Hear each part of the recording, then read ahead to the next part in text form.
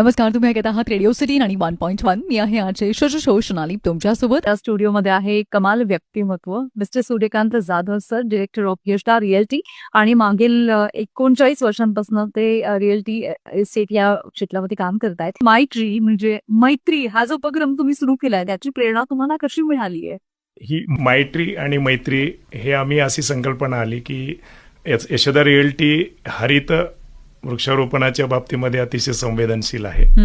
त्यामुळे आम्ही असा उपक्रम का घेतला म्हणजे की आता आपण बघतोय ग्लोबल वॉर्मिंग आणि पोल्युशनच्या ह्या समस्या जाणवत आहेत. त्याला फक्त जर सोल्युशन असेल तर हे वृक्षारोपण आहे.